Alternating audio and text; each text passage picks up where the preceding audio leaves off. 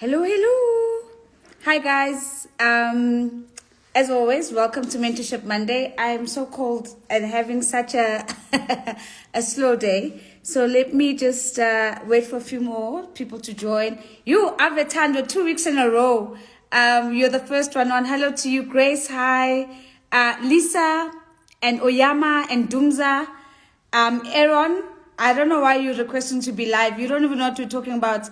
Siwe, hi to you. Windy, Nomsa, Shingi, I think is the name. Mamelo, hello, hello, hello.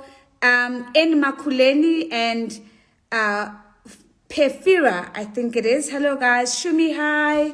Ella, hello, my friend. Mbongen unglahlile kodwa yazi. But anyway, hello, my friend. Casey, hi. Slindo Gutle, hello. And then Inga and Kudzo. And the Chantal is with us as well. Hello, Atlekhan. F. Muhura, hi. Nogwazi, hi. Toli, hello. Nice to see you, Toli. I can see people are starting to become friends on this thing. Uavetando and Slindo Gutle now greeting each other and not even greeting me. Kabanga. I love that. I absolutely love that. Jen, hello to you. Untlutlile. You need to tell me what that means, and so that I can get it right. I've never heard that name before, and I suppose it's Tswana. Shumi, hi. Hey, Lisa is. I am ready for the announcement, guys. Just hold on. The announcement is coming. Zico, hello, Faith, and the real Duchess. I love people who have creative names like that. Okay. Perfect. I'm gonna get started with it. I think, as always, I love saying hello to everyone. Happy Monday. I hope you guys have an amazing week ahead. And I mean, it's almost we're towards the end of the year, so I know that we're tired. We're pushing through. The burnout is real. The fatigue is real. So you know, we're also going to push Mentorship Mondays all the way until end November, and then December is just a bit too crazy. I'm traveling too much, so I'll also give you guys a bit of a break in December. So we're gonna push. It means respect. Okay, perfect. All right. Let's get into it. Announcement, guys. I'm gonna do the announcement last because I know you guys, if I start announcing things right at the beginning, that's it. Like, it's done. There is a big announcement. I'm very excited about it. You guys are the first to know. And in fact, straight after this Mentorship Monday ends, we are going to post about it. But I wanted to tell you guys first. I don't know how you guys are doing. Maybe if you can, one word to describe how your Monday has been. Mine has been, I've had a horrible day, guys. I've had a horrible day, and I can't tell you why. Just, just very emotional and hormonal and very moody and just not in a very good space, and just literally feeling like every client engagement was like swimming in porridge for me today. So Fitoko says overwhelmed, and Grace says a bit slow for her. It's been a really, really rough one. Farai, I'm happy that it was exciting. I need the good vibes. Now, Dick as well, I'm happy that it was good for you and lovely. But yeah, it was an emotional day. So I'm kind of hoping not to end it on an emotional note. Tando, don't be defeated. Peter 082 Aibo. Why would I make an announcement about that? If you see it, you see it. If you don't see it, you don't see it. If it happens, it happens. If it doesn't happen, it doesn't. That's not the announcement, guys. That is not the announcement. Okay, yes, this Monday has been a long month. I agree with you, Dals. It's been a very, very long month. So I'm just being authentic about where I'm at. But I was really looking forward to this. I wasn't going to cancel this because I was having a bad day. I think it's just, Mentorship Mondays for me is a lift up. But I think it's okay to sometimes say you're having a bad day. We don't always have the best days all the time. So that's where I'm at. We got some excellent questions this Monday, so I want to go through as many of them as possible.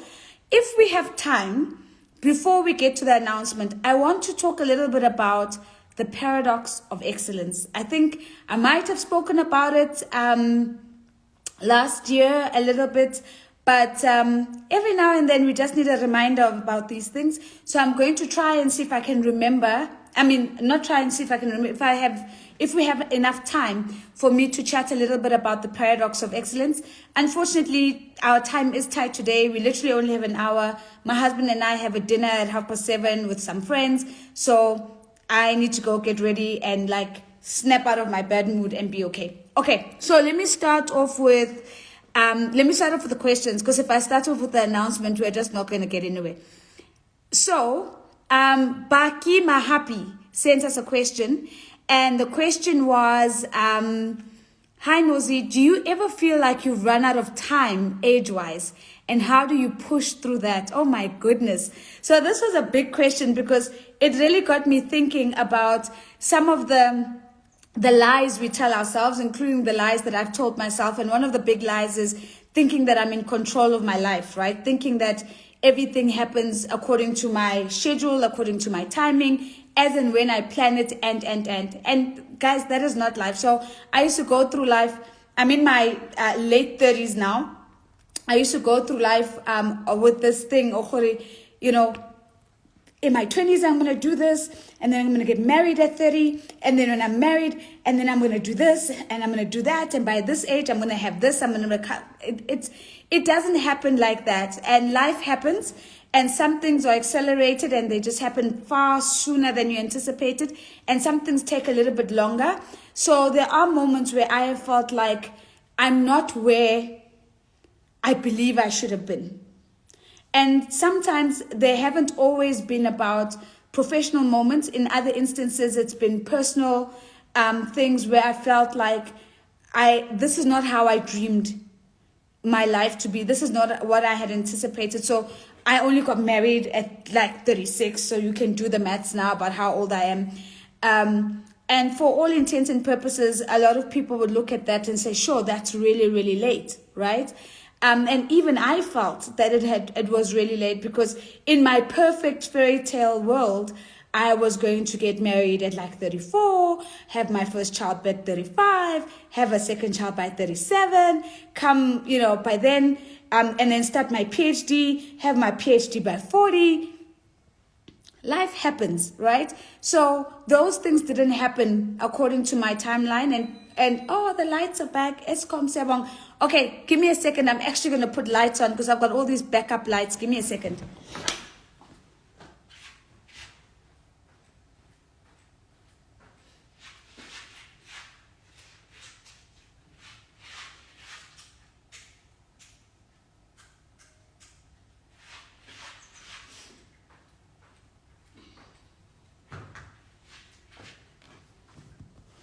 Okay. We've got power. Thank you, Eskom. So, these things don't always happen. Life doesn't always happen on our timetable and our clock.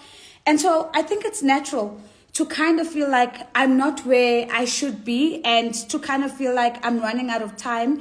But I just realized that it's such a useless feeling, because, when you start thinking about running out of time, it's kind of like, but you don't know when you're going to die. So your time could be already up. You could be dying tomorrow.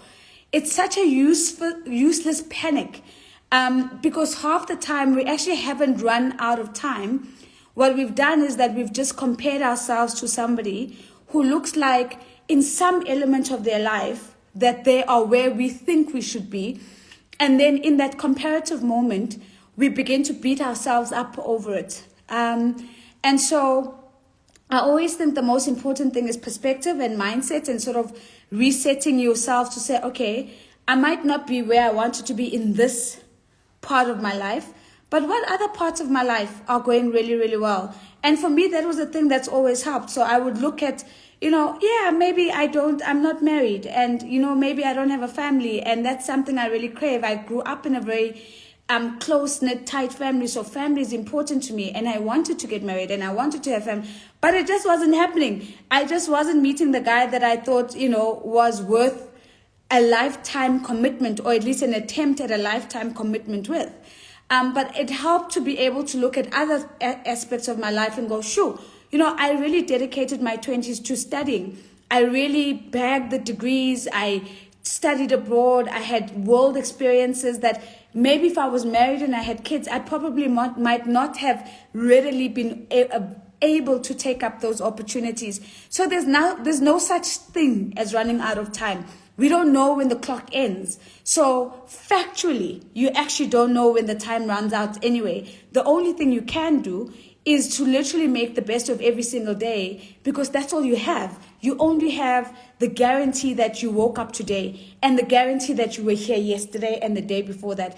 Tomorrow's not guaranteed. So every time you start feeling like you're running out of time, maybe it's useful to pause and to interrogate, where is that feeling coming from? Because that feeling might be coming from a place of unhelpful comparison. I just want to pin a comment here from Nogaz. It might be coming from unhelpful comparison, where you really should be looking at the things that are really going well. And it's not about the things that you're doing better at than other people. No, it's in my own life. You know, what do I have, or should I have immense gratitude for?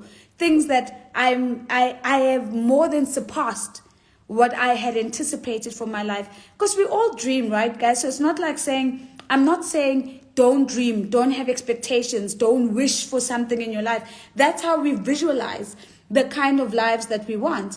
But don't then tie yourself to that comparison when you are now looking at other people. Go to Uban Bani graduated then, and then I didn't, and then they bought a car then they bought a... It's not helpful. It's not helpful. They can do all of those things and die tomorrow. So honestly, it's just not helpful. Let it go. Focus on the present moment. Focus on gratitude. Focus on perspective and mindset, and on the things that are really fulfilling in your life.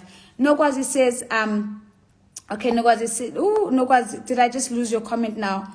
Nontlanta says, I feel attacked. No, I'm not attacking. Okay, Nogwazi says, that's how I've been feeling, like I missed the bus or something and everyone around me just blasted off. I'm feeling defeated, Nje. And you know, guys, you know what's really tough, I think, sometimes, is when you have that feeling with people in your family. Like you look at your siblings and you begin to think that your siblings blasted off and left you behind, like you missed the bus or you missed the train. And, you know, I'll use a very, very personal example of mine.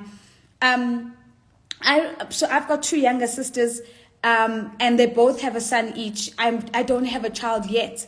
And there was a time when I felt, Nelfi, I'm going to try and pin that. There was a time where I'm sure my sisters looked at me as I was making progress professionally, that I was leaving them behind, and you know, they were left off, you know, the bus had missed them or the train had missed them, and having a child had held them back. Here I am now looking at them with their beautiful sons, my nephews, and I'm now like, oh, I wish I had a child. I wish I had a son, or I wish I had a daughter. And how weird, because it's all a matter of perspective. The thing that they were looking at me at and thinking, this thing set us back and allowed her to progress, is the very thing I want. Right? So it's just not a very useful feeling. And especially when it begins to take root within your family, it becomes a dangerous emotion, and just don't do it. I don't have any other advice. Just don't do it. That's it. Okay. Nelfi says, feeling exactly the same at the moment, not comparison. We should stay in our lanes and focus on our own paces with no pressure. And it's hard to stay in one's own lane, right? Because we're surrounded by people making progress, running ahead, and so on and so forth. So it takes discipline to be intentionally grateful for what you have, and to be intentionally happy for others who have the things that you don't have. I'm going to say that again. It takes discipline to be intentionally grateful for what you have, and to be intentionally happy for those who have the things that you do not have, because those moments will come. All right, Baki, I think we've done your question justice.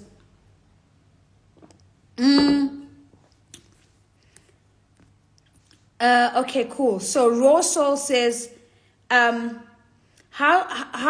how do we have high discipline? Kindly give us steps to stay focused. I don't know if there's anything, so, you know, Rosal's question is like, how do you stay disciplined? How do you stay focused? And my thing is like, you get up and you work. It's not a popular thing these days, because people are not happy with the idea that you have to work for stuff. And when we talk about work, people go, you know, you're a workaholic, you, what was that new phrase I heard? Toxic workaholism or something, like as if hard work is a bad thing, right? And, you know, guys, you can miss me on that bus, right? In my life, nothing has come through for me or come true in my life in the absence of hard work. You just need to get up and do the work.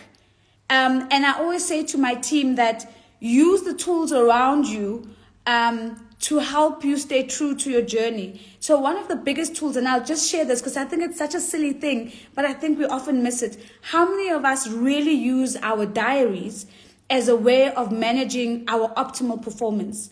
I'm talking about your diary on your email, on your calendar.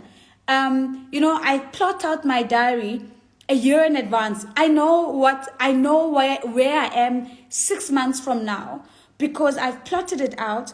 I've mapped back from that particular goal. What are the things I need to be doing retrospectively to be able to achieve that? And so every month I sit down and I look at, okay, cool. What am I doing this month? What do I have to get done this month?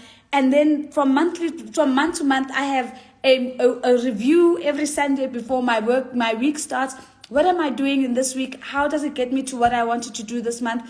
And you ask my team, we have a check-in every single morning. And the conversation in the check-in is, how's everybody going to win today? What do you need to win at today to make sure that you've done your best for the day? And it's just the discipline of that. You take the elephant, you break it into bite-sized pieces, and you just keep biting. And you just keep chewing. There is literally no other way. And hard work is the only thing that brings progress. We're not looking for perfection. And we're just looking to make progress every single day. People always look at me and say, oh, you work so hard. You know, when do you ever rest? And I do rest. Maybe not as much as a lot of people, but I do rest. And so I also try to make a point of like, you know, posting my pictures lying on the couch or on my fat sack or doing nothing or hanging out with my family. But I work more than I rest. I do. I work more than I rest. That's just the formula. The harder I work, the more output I get. I'm not going to get output by napping through life. And I know all the nappists are going to come for me now. But it just doesn't happen, guys. It just doesn't happen. You need to get up, roll up your sleeves and do the work.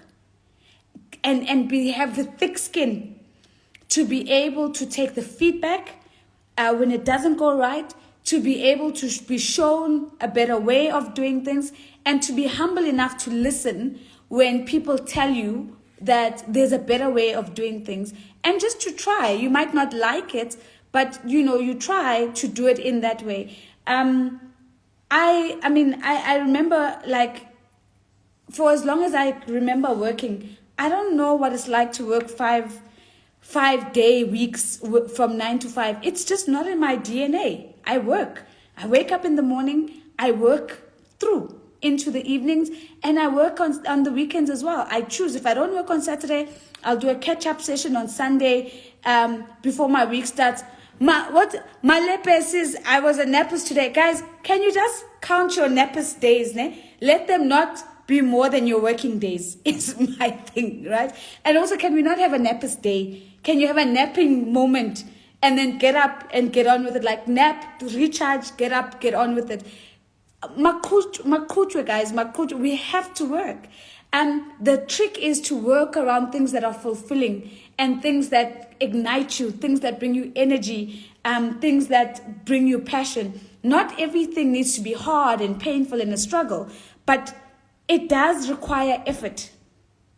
And that's the thing. I think one day we need to have a conversation about effort.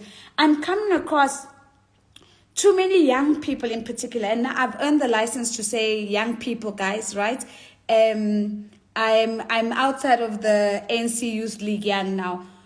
I've seen too many young people wanting outcomes in the absence of effort. How? How? I feel like we need to be, we need to be mindful that effort is energy. You've got to put energy behind stuff. I remember it's somebody who needs to give me the scientific definition about what is the definition of movement. It's energy times distance.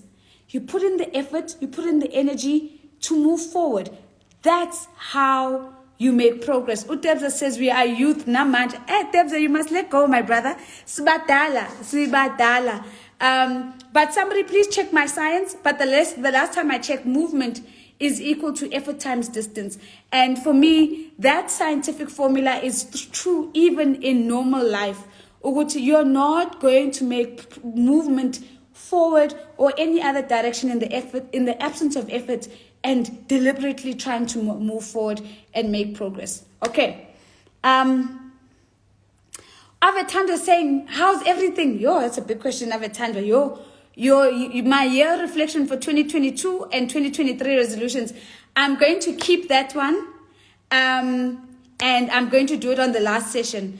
What is my website, Lucy? Please check up on my Instagram page, but it's www.nozipho.co.za, or you can also go to www.theconversationstrategist.com. Okay. Thank you, Sammy. Speed equals distance times time. Yes. Thank you, my brother. Samster. So, in order for you to move forward, movement, speed, you need to cover the distance, so you need to do the work, and you need to do it over time. It's not going to come overnight. So, Sammy, I feel like I need to do a conversation about this. So, speed equals distance times by time, guys. We're going to come back to that. Chanel is asking, hey, Nozi, do you have a media team handling your social media marketing content? Yes, right? So, no, guys, I don't spend my time on Instagram posting things. I have an amazing team that does amazing things. You might see a guy on here every now and then. His name is Ndumiso Mahlangu, and he leads up that effort, and he spends a lot of time with me trying to figure out, things that I like, things that I would say, and we work very closely together to try and keep my social media profile real, authentic, and a reflection of me. And yes, he's always on my case about, Nozi, go and respond to comments and so on. And then, before I go to bed, I'll go in and I'll comment and so on.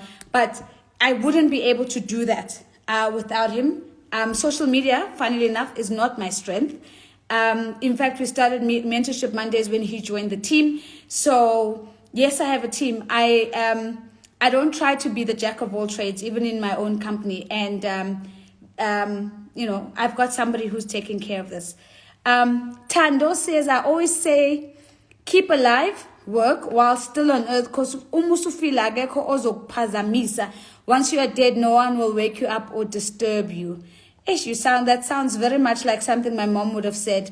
Miss Chulo says, I love this. People want outcomes without effort, like suffering is a part of it. There is no joy without suffering. I wouldn't even call it suffering. I'll call it struggle, because people don't like the word suffering. But struggle is part of how you make breakthroughs. I keep sharing this book with you guys. It's called The Struggle is the Way. It's by what's this guy's name? I'm just blanking on him now. I'm gonna have to find the name of that author for you. But the name of the book is Ryan Holiday. Ryan spelled R-Y-A-N. Ryan Holiday. His book is The Struggle is the Way. And basically what he says is that in the absence of yes, thanks, Kay. In the absence of struggle, there are no breakthroughs. And so if you want progress in life and you want forward movement, you've got to embrace the struggle. You must want to struggle. You must look for the things. You must want to do the hard things, because it is the hard things that gives you the breakthrough to the next best. Nasira says, does he, I'm assuming, Dumiso, they're talking about you, does he represent you authentically? My fear has always been if the person I'm hiring is the right person for my business, and the hope that he would represent you. Well, I don't think it's about representing, but it's about allowing yourself to be led, right? So, for an example, every single caption on any of my posts will be shared with me before it's posted, and I'll go, no, that's not how I would say it. Change this. This is more my voice. Or, oh, I like that picture, but no, change this, change that. If we're going to do a video, I'm saying I'm the one who's speaking. I'm the one who's talking. It's my intellectual property. It's me authentically sharing that. But it's allowing yourself to be led. So there would be moments when Dumis would say, I think we should do this. And I go, wouldn't necessarily be the thing that I'd want to do. But hey, you understand social media much more. Let's do it. Let's try it. And you'll say, no, I think you need to stop doing your videos like this. You need to do it like that. And we keep trying. And I think we need to try. We need to stop trying to create or find people who are going to be us. You're not trying to create yous. You're trying to create people who are going to lead you in different ways and help you grow into different ways. Remember, I don't know if you guys saw this video that I did. It's on my page somewhere, but it's called, it was a reflection on something that Jim Collins says about what is the true definition of leadership. And he gives a couple of things, right? But one of the things he talks about, he says, leadership is about inspiring people to a cause that is greater than yourself. I'm going to say that again. Leadership is about inspiring people to a cause that is greater than yourself.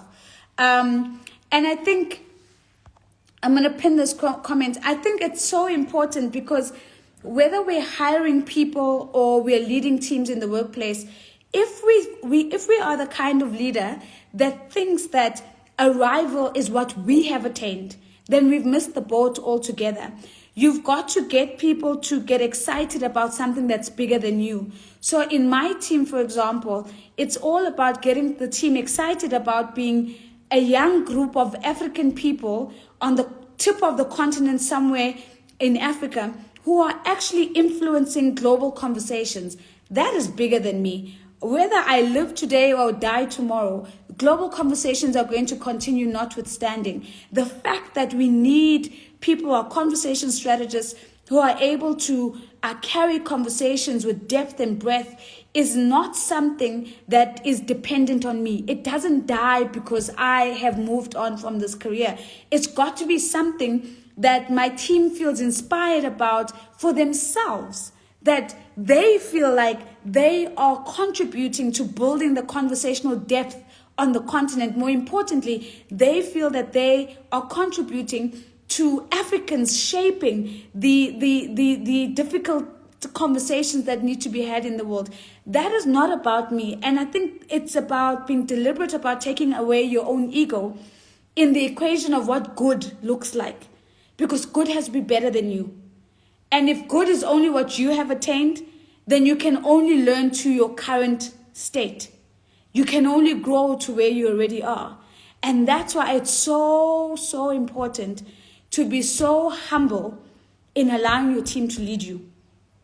Doesn't matter their positioning, doesn't matter how much you're paying whoever it is, allow yourself to be led. Okay. Sunflower Sunshine, sure. I love that talk by Fred Sonica. So he's a really good friend of my husband's in particular. And he and I loved watching that speech, Do the Hard Things, that he delivered when at that, is it the Time 100 recognition, which was absolutely fantastic. And then, okay, Miss Tula, I want to pick up this other comment. Let me see if I can find it now. Okay, there. Quick comment. I want to see if I can. Miss Tula was saying, also, are there cues along the way that tell us are there cues along the way that tell us we're on the right path? Like a little clue that tells us that we're going to make it. Like little cues that says, we will reap from this. You guys, there's no such thing as cues. Ish, you guys are going to not like me after today. Hold on. There's no cues.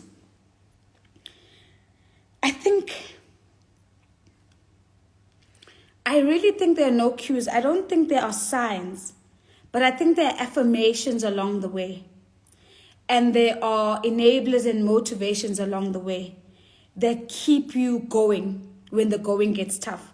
I'm going to share with you a poem. It's by Ben Okri, a Nigerian poet.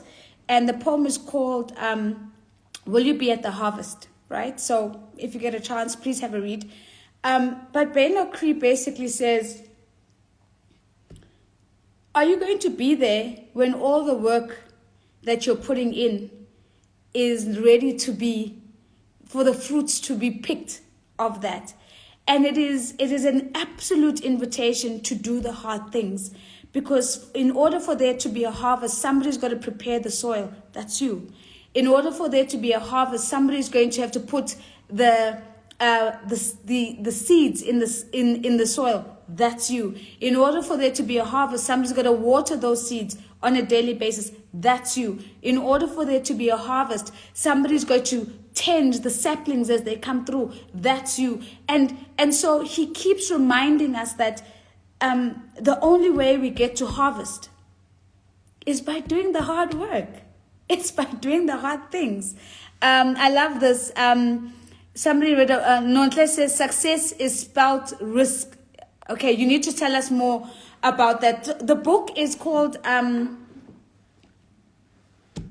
Holiday's book, The Struggle is the Way. Okay?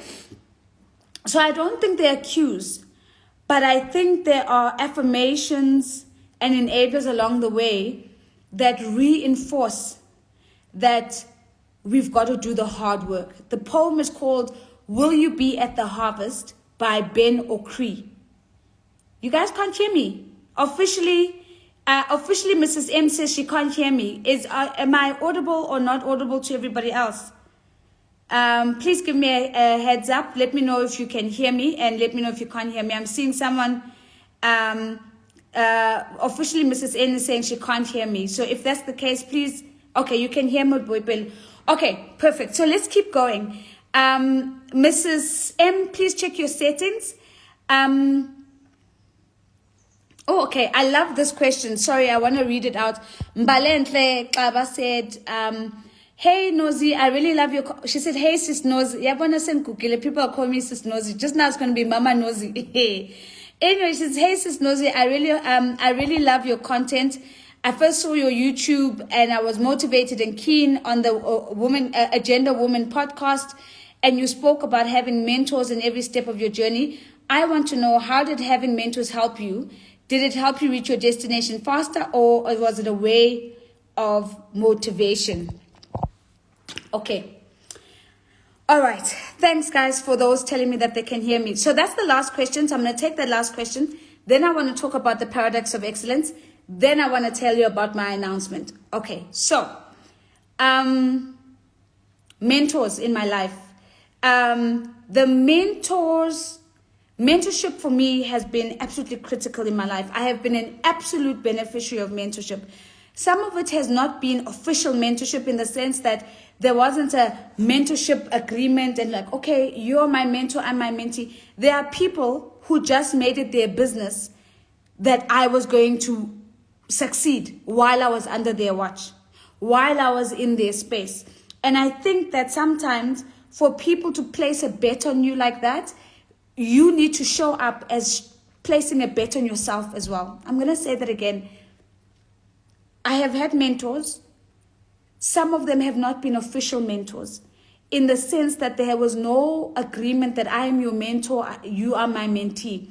But it was people who stuck out their necks for me and made a point that my success was their business, and was going to happen for as long as I was in their orbit, and for as long as they were in my space. So I've had lifelong mentors that have evolved with me over time, that have remained relevant for different stages of my life, and have been able to evolve to those different stages and phases, who were there for me at the beginning of my career, who were there for me as I progressed, as I began to sit on boards, who were able to give me that kind of advice, as I broke onto the global scene, to give me that kind of advice. There are mentors that I've had for seasons. that were relevant for certain points in my life, and whose relevance in terms of mentorship came to an end as every season ends. But that doesn't mean that that because the mentorship relationship has come to an end, that we no longer have a relationship. And there are mentors that have been official. My husband was laughing at me with graduate. So yes, I'm graduating from a mentorship program in about a week. That's us in that other group. She's like, no, so you're still graduating. I'm like, hey, leave me alone. I'm going to my graduation ceremony because I'm graduating from a mentorship program that I was a part of this year, where I was being intentionally mentored by an amazing woman who made it her business to make sure that she was mentoring me and giving me insights into things that I'm struggling with as a relatively young Black woman on global stages, right? And so, mentors are important. And this is why I do this. I do this because I know the benefit of this. I know the benefit of somebody caring enough to take your questions and dedicating time to say, I might not have the answer, but I'm going to give you my lived experience. And you take from it what you will and you leave out what you won't. Okay, cool. We're running out of time. Okay, cool. I want to talk about the paradox of excellence. Okay, I actually wrote it down. So I'm just on my computer here because I just felt this was something. I just want to pull up the file. This is something that I really, when I saw it, I was like, sure, this is something I've got to chat to you guys about, because I thought this is so important. This is so meaningful. Okay, hold on. I am literally opening up everything now on my computer so that I can find this for you guys. Okay, I got it. Okay, I hope you can see. Okay, so the paradox of excellence. And let me tell you why it's important for me. It started off where one of my current mentors, Ricky Robinson, who's the group CEO of a company called LRMG, whose board I sit on. We had first meeting, right? So first meeting, and we're having a big chat, and we're having a long chat, and she, eventually invites me to sit on the board of the company, and I'm like, okay, great, we're hitting it off. I attend a couple of board meetings, and then we catch up for lunch. She wants to know, how's it going? How am I finding the board? And so on and so on. And then he said to me, have you ever thought that you could be struggling with the paradox of excellence? And I thought, first, I've never heard of that. What is the paradox of excellence that I'm struggling about? And he says, well, you're a high achiever, right? And I'm like, yeah, that's a pretty good description. And he says, the problem with high achievers is that they can get really good at doing the wrong thing. And I just thought to myself, excuse me? And he said, no, let me tell you about it. Let me tell you about how people who are, what do you call them? Overachievers can be really good at, doing the wrong thing. And that's how he began to talk to me about the paradox of excellence, right? So what is it? So basically, the paradox of excellence is the curse of being a high achiever. Now, they call it the curse. That's how, Harvard Business Review frames it. But for me, I don't think it's a curse. I'm trying to find this, I lost my nice angle now because I've got all of these lights going on. I don't want to call it a curse, but I do want to say, yeah, that's better. I do want to say that it's a consciousness that is important for us to think about, especially if you are a high achiever. So if you are the kind of person who likes to achieve things, likes getting things done, likes being rewarded for those things, and basically just likes being ahead of the pack, chances are there's a possibility that you could also struggle with the paradox of excellence. So, and the reason why we might do that is there are 8 things, and I want to go through them really quickly.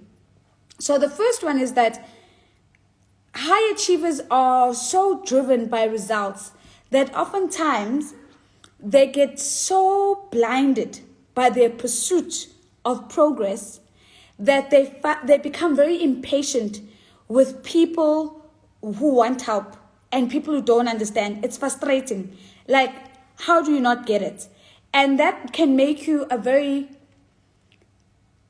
non-empathetic person, a very poor boss at understanding people's needs, a poor developer of other people, because you are so focused on you and your achievement and what you crossing the finish line looks like for yourself. You actually win oftentimes, not always at the expense of other people, but oftentimes with leaving other people behind. And there are certain wins in life that are just not worth wins by yourself. There are certain things that you want to achieve with your team. There are certain things that you want to achieve with other people alongside you. But because we can get so caught up in crossing the finish line, we oftentimes become so impatient with people who need us to slow down, explain, unpack, and help. You see it a lot in, for example, races. So if you see a marathon and you can see a person seeing the finish line, and here's now this person limping on the side, are you going to slow yourself down to help the person so that both of you can cross over the line? Or do you cross the finish line and you say, I was born, they'll see to finish how they cross how they cross the finish line. Lady Fezi says, Niasi tetisa tin esi slonyana. True. So we're very short-tempered with people we perceive to be slow, which is such an arrogant mindset in itself, right? Because we are slow in other ways. We might even be slow with emotional intelligence, right? But because the things that we measure as important and other people are slow on those things, we get very impatient, very frustrated, and we find it very difficult to work with people who are not as driven as we are. So that's number 1. I said there was 8. Number 2 is that we are doers. All right. So high achievers are doers. We are really good at lists. We are really good at to-do lists and goals for this week and goals for this month and goals for the quarter and so on and so forth, right? And what that does is that because we feel that we are responsible for getting all the things done, it's really hard to delegate and to trust other people. Because if you begin to trust other people and that person is a nappist, just as an example, again, I'm taking a swipe at the nappist, and that person is a nappist, honestly speaking, you're going to get so frustrated that they're not going to do it. Either they're not going to do it the way that you want it to be done, or they're not going to do it as fast as you. They're not going to do it with the urgency that you think that situation deserves. And so it gets really frustrating to be a highly motivated doer around people who might have a much more relaxed approach to how should things be done, when they should be done, and it can be really, really frustrating. So it's really important to be conscious of that if you're a high achiever and you also have the doer gene in you, as most high achievers do, that you're probably going to be a micromanager, you're probably going to be a person who has trust issues, and you're probably going to be a person who struggles with delegation. And so we've got to be conscious of these things, because when we're more conscious about them, we can at least try and reduce those shadow sides of ourselves, because those shadow sides exist, right? And remember, I'm one of these people, né? So I'm not saying I'm any better. This is me. So this was the feedback that was given to me. I'm now sharing it with anyone who feels like they need to hear this tonight. Number 3 out of 8. We are highly motivated So high achievers are highly, highly motivated. And of course, you look at that and you think, oh, that's an absolutely amazing thing. And it can be, right? Because everything has light and everything has shadow. That shadow side of being highly motivated is that sometimes we don't know how to distinguish between what's important and what's urgent. Everything is important and everything is urgent. Everything must be done now and must be done properly, right? Whereas oftentimes people who are strategic thinkers who don't do that, they go, this might be urgent, but it's not important. Or this might be important, but it can be done later. It's not urgent. We fail to make a distinction and in that matrix of urgent and important. For us, everything that comes in must be done. And if it's not done, it's a crisis because the to-do list needs to be complete. And if the to-do list is not complete, we feel that we haven't achieved on that day. And so it's very important that we raise our consciousness about how do we react to things. Are we reacting as if everything is urgent and everything is important? Or are there moments when we say, it's important, but it's not urgent. It really isn't urgent. Or it's urgent, but it's not important. In the bigger scheme of the things I'm working with right now, this is not important. Okay? So that's number 3. Number 4. This one's hard. We crave positive feedback from people. We crave positive feedback. So we care a lot about what people think about our work. It matters how it looks. It matters how it's presented. And so, firstly, that's the first part of that challenge.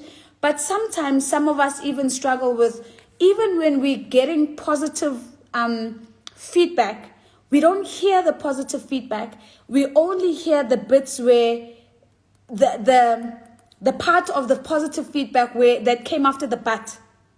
Right? So somebody will say to you, this is so amazing. You did this so amazing. But what I would have done differently. And then we stop hearing we erase everything that they said before the but, and we only focus on the negative criticism that they're actually giving us, which is actually not true, because the fact that there's negative criticism doesn't discount the fact there's some really positive things that were shared with you in that same piece of feedback, right?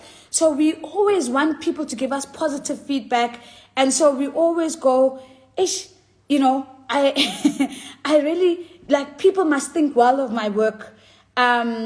And we oftentimes forget that, sometimes maybe the most important thing is that you think well of your work. Anyway, I'm not giving solutions. I'm just telling you how we are. So that's number 4. Number 5, we're very competitive. We're very, very competitive. And it's so funny because this is where our conversation started tonight, right? With the first question to say, there's some competitive mindsets and competitive conversations we have with ourselves that are not useful. Because all we're doing is we're just looking at our lives in comparison to somebody else, and we're saying, that person is where I believe I should be.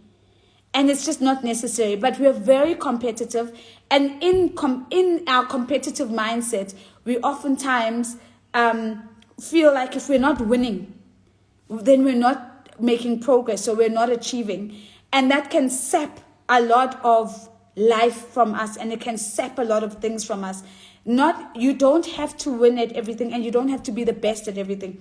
Listen, this is an AA meeting, ne? I just want to remind everyone, this is me, guys. This is my hand up, self-confessed. So I'm not throwing daggers, ne? Bonita says, hey, she toxic sometimes. Yes, we are.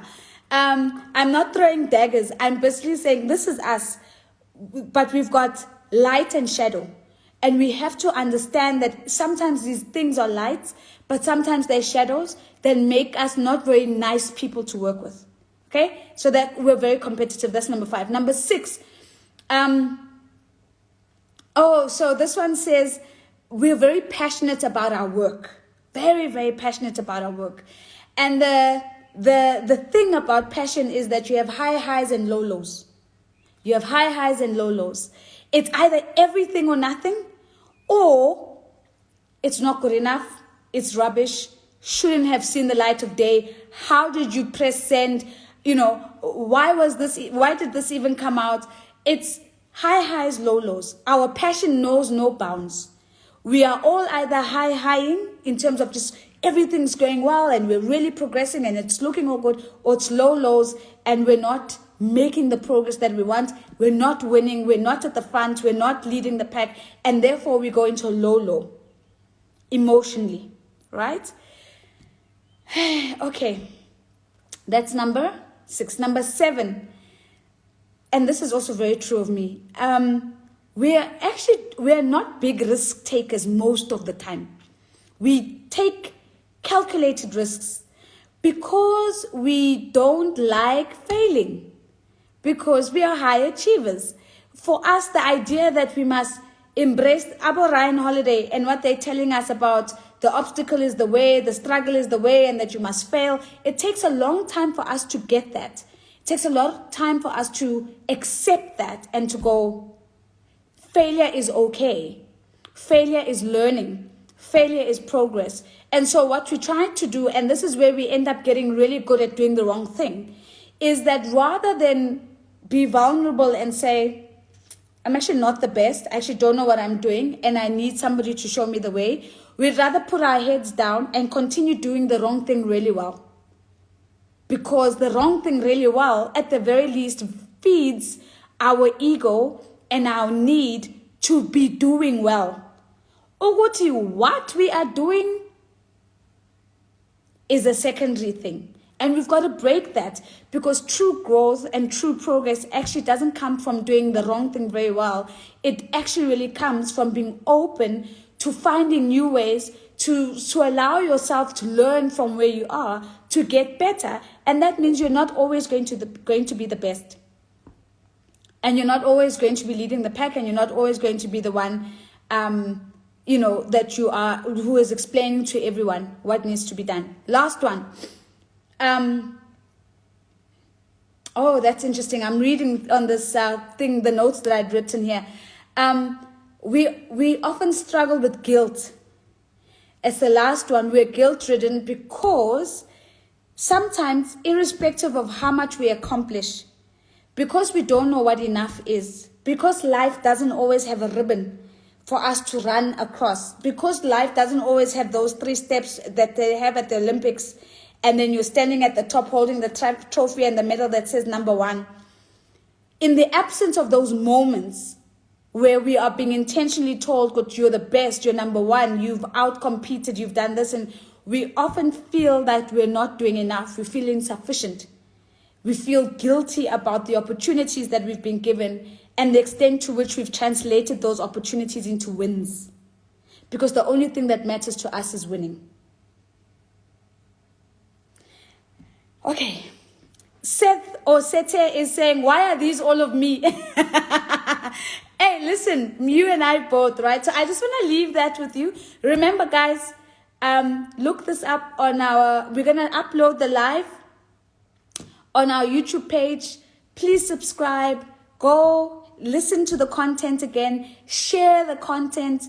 Tag people so they can come and watch the content. But those are the 8 curses of being a high achiever, according to Harvard Business Review. And I'm saying, let's not call them curses. Let's call them invitations to be more conscious, because everybody has lights and shadows. Even us, these high achievers, we think we are light everywhere we go. We are just bright lights and we're bringing light. And oftentimes we are told we're light because we've got so much energy and so much motivation, and we are achieving things like all the time, constantly achieving. And sometimes we're not mindful of the fact that we actually can be very difficult people to be around, and very difficult people to work with, and very difficult people.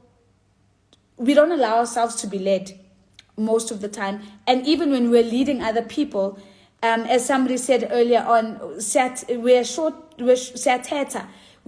short-tempered, we're easily frustrated, we're irritable. We're like, how can I be explaining the same thing over and over again? And that's not the traits of a good leader. So don't suffer from the paradox of excellence. Now, right, 6 minutes left. I want to tell you my my little announcement. So you guys know that we started Mentorship Mondays this year, and it's been 8 months, and it feels like, gosh, it's been amazing. And you know, every year I try to do a masterclass. Usually it's like a live masterclass. And I do it on Zoom. People register. It's usually free and so on. So what we're going to do this year is we're going to combine that. We're going to have a live event coming to you in, drum roll, coming to you in Pretoria. I know the Joburg people are going to kill me. But we are partnering with Inscape Design School. It's one of the leading design schools in the country. And they're really excited about the idea of designing conversations. And so what we're going to do is we're going to host a live masterclass on the 18th. Oh, let me get the date. On Friday, the 18th of November in Pretoria at Inscape from 6 o'clock to 9 o'clock. And we are inviting some super mentors, some masterclass mentors. And you don't want to miss this. A ticket costs 250 Rand. And it not only gets you entry in, but you also get dinner and you get beverages. So there'll be bev and there'll be food. So you will be covered. So it's 250 Rand. We're going to post about it straight after this. But you're going to go crazy when I tell you about the lineup. But there's going to be, obviously myself, it's going to be legend Manqele. It's going to be Nomndeni Mdakhi. And whether you know him or not, it's going to be Thobani Ndlovu, who is, of course, the brand behind TEDx Durban. So if you ever want to do a TED Talk, you need to come and listen to Thobani. If you want to know how you take conversations and turn them into award-winning media assets, you need to come and listen to Legend. And if you want to know how to keep reinventing courageous conversations, from podcasts to live events, to one of the most amazing interview skills, you've got to listen to Nomndeni. And of course, I'll be there moderating. So all the details are going to be up on our page. You're going to be able to get a ticket on Quicket. Oh, by the way, there's only 95 seats because the venue only takes 100, and my team's got to have a seat, needs to have a seat as well. So we're really looking forward to seeing you guys there. We know it's short notice. It was a crazy idea last minute because suddenly people are like, Nozi, we know this time of the year, you usually give us a live masterclass. What's happening? And I'm just like, yeah, I get it. But I think Mentorship Mondays deserves something special. And we're so excited that Inscape has partnered with us, and they have a beautiful new campus. It's cool. It's so retro. It's going to be amazing. Lady Fezi, unfortunately, we are not streaming. We are not streaming because we are selling tickets. And Tsecho's like, Haibo, 95 tickets. Just 95, guys. Nothing more, nothing less. We want to be sold out in a week, hopefully. But certainly we're not going to be able to do more than 95 tickets for safety and all of those things. And we want to keep it a little bit intimate as well. So that's my news. And I hope to see you, all the Pretoria guys, hope to see you there. All the Joburg nights, guys, it's in Centurion. It's not even in Pretoria. It's in Centurion, Asambin. Let's go. And, and I've Chapeta saying, what about us Kenyans? We're coming. We're trialing this. If Pretoria delivers, we're doing a national something, right? So we're going to do a Joburg one. We'll definitely do Cape Town. And then, of course, we've got to do the continent. I mean, why would we not do Kenya? Why would we not do Rwanda? Why would we not go to Nigeria? So we're really hoping that we're going to be able to start a movement. Let's start a movement with this mentorship thing, because actually we've all got so much to learn from each other. I learned from you guys so much. I hope that you learn from me, and more importantly, I hope you learn from a lot of the special guests that we bring on. But that's it. That's the good news. And yeah, Cape Town, Lucy Sieza. We're already in conversation. Oh, by the way, Durban's up next because Durban has already, the secret kind of slipped. And Durban is like, please do not leave us. And so Durban has already got us a venue. We're coming. And then we'll come to Cape Town after Durban. Okay. All right, guys. Thank you for being here. And thank you for your beautiful reaction to the announcement. Please look at the page. Oh, one last thing, guys. We've gone public again. If you've noticed, my page has been private for a very long time because the fake account guys, the fake account gang has been at it. So this is me appealing to you. Please know, I will never sell you Forex. I will never try to get you into cryptocurrency. I will never try to ask you for money. I will never ask you to invest in anything financial. Like, I will never ask you to go and invest in anything. Will I ask you to buy a ticket on Quicket on my live when you can see that it's me? Yes. But I'm not, no Forex, no Bitcoin, no cryptocurrency. And please, if the guys come, please block and report. Block and report. We're back to being public. So I know that this thing is going to start again. It's going to be another issue starting again, but we're really hoping that this time we're going to get our verification in order and we're going to be able to not have these guys bothering you guys all the time pretending to be me. All right. Thank you so much. Cheers. Have a good evening.